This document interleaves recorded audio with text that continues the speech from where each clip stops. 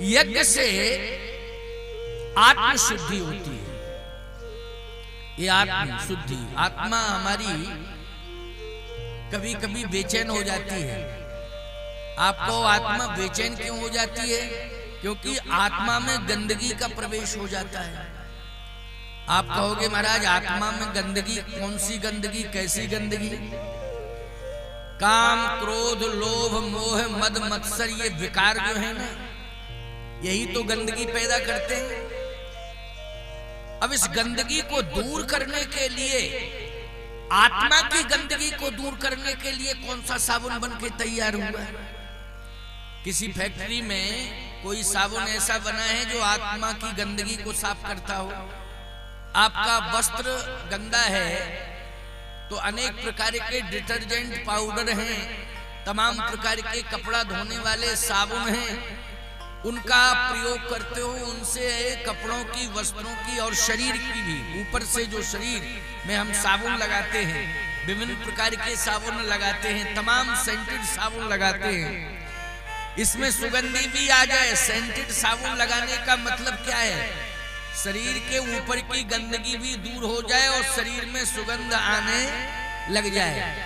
लेकिन मैं एक बात कहता हूं, साबुन में जो सेंट पड़ा है वो आपके शरीर को कितने घंटे सुगंध दे सकता है?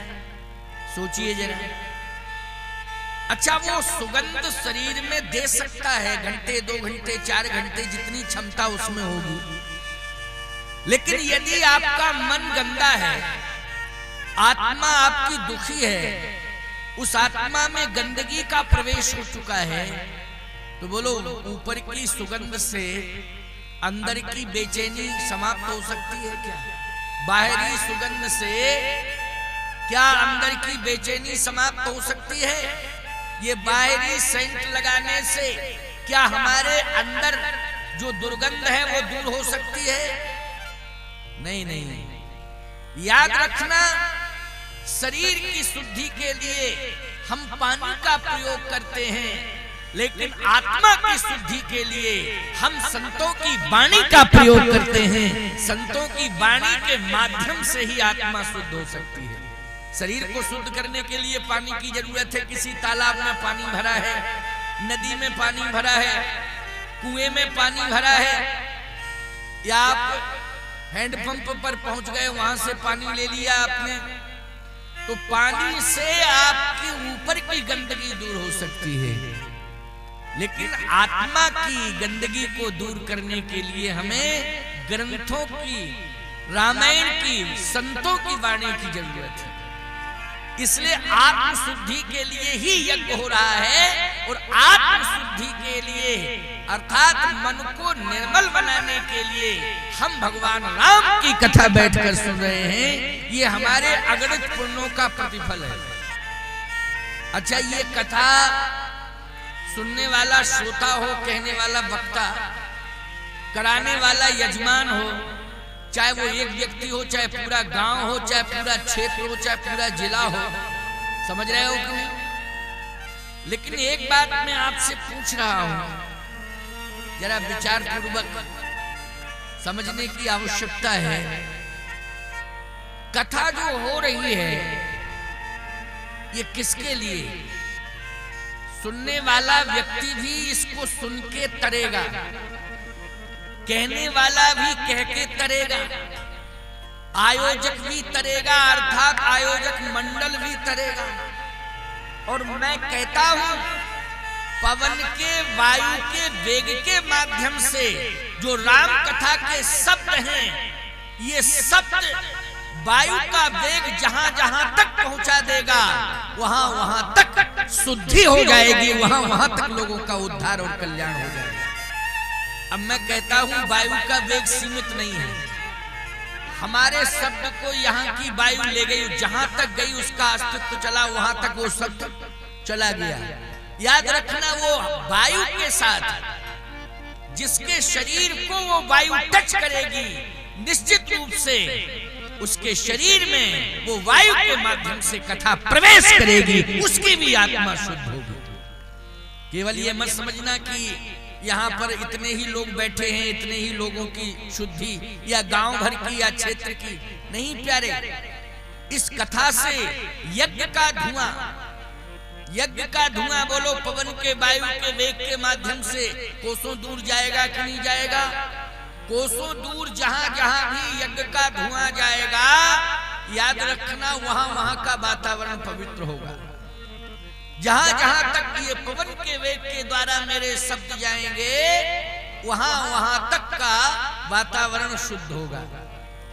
इसलिए साधारण बात नहीं है, ऐसा मत समझना कि ऐसा तो होता ही रहता है, यज्ञ होते रहते, कथाएं होती रहती हैं। नहीं, भगवान की कृपा से ये सब होता है।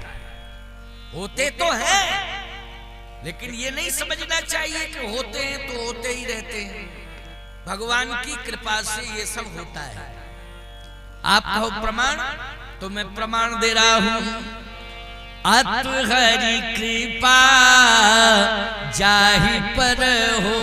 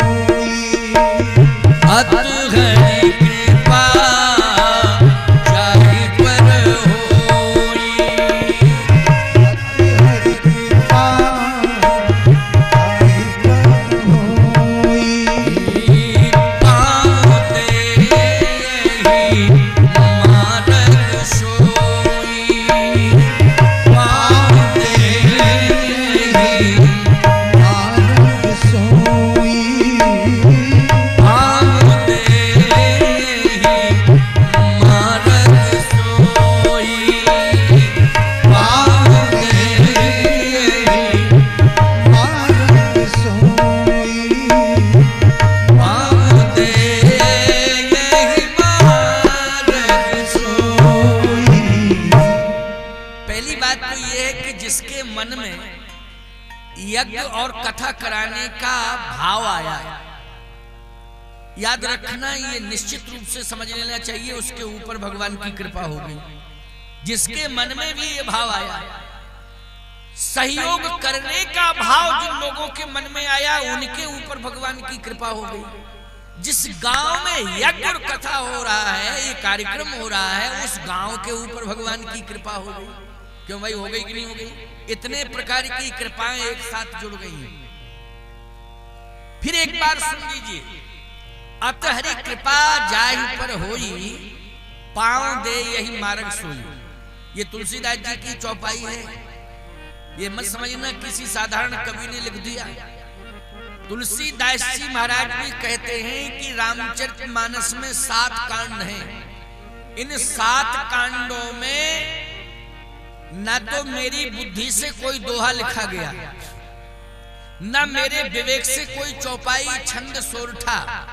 ये मेरा विवेक नहीं है। सत्य कहो लिख कागज कोरे। फिर ये इतना बड़ा ग्रंथ लिख कैसे गया? तो तुलसीदास जी ने कहा, सपने वो सांचे वो मोह पर जो हरि गौर पसाओ। भगवान शंकर और माँ पार्वती जी की कृपा मेरे ऊपर हुई है, इसलिए ग्रंथ लिखा गया।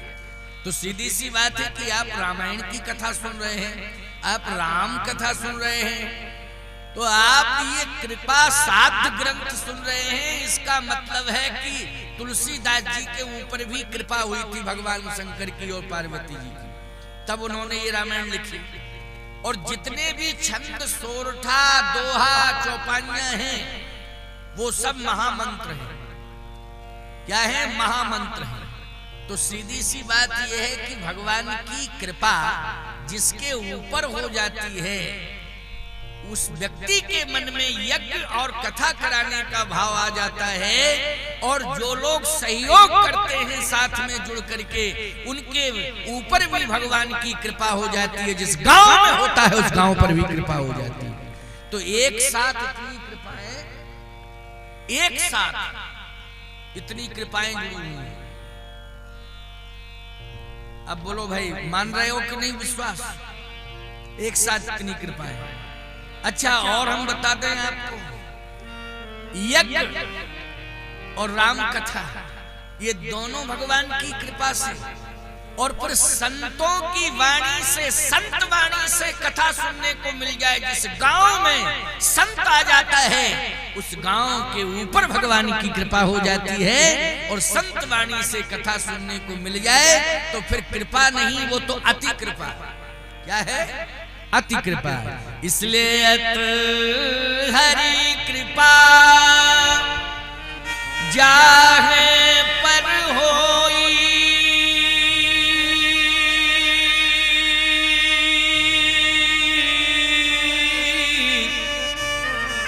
पाँव दे यही मार्ग सोई, पाँव दे यही मार्ग सोई। आप चल के आए हैं, ये कथा मंडप है। ये मत समझना यज्ञ मंडप, कथा मंडप एक गांव की जमीन पर बना है। अरे उसके लिए धरातल की तो जरूरत पड़ती है। ये रेवेन्यू विभाग के हिसाब से किसी की आराजी नंबर में होगा यज्ञ मंडप और कथा मंडप। लेकिन सत्य तो ये है प्यारे, ये प्रशासन के रिकॉर्ड में, शासन प्रशासन के रिकॉर्ड में, सरकारी रिकॉर्ड में ये आराजी नंबर किसी के नाम होगा। लेकिन आध्यात्मिक रिकॉर्ड में ये नंबर तीर्थ के रूप में दर्ज हो गया है जहां पर कथा हो रही है। आध्यात्मिक रिकॉर्ड की बात मैं कर रहा हूं, ये तीर्थ के रूप में दर्ज हो गया है। ये तीर्थ बन गया। बोलो बन गया कि नहीं बन गया? यज्ञ हो रहा है जिस भूमि पर, और जिस भूमि पर कथा हो रही है, और जिस गांव में कथा हो रही है, आध्यात्मिक रिकॉर्ड में वो गांव ही तीर्थ बन गया है पूरा। इसलिए आपने अपने दुर्भाग्य को सौभाग्य में बदल लिया है। ये साधारण बात नहीं है। कहने के लिए कोई सामान्य रूप से कुछ भी कहता रहे ये अलग बात है, लेकिन ये सामान्य साधारण बात नहीं है। ये तो अति हरि कृपा जागी पर होई,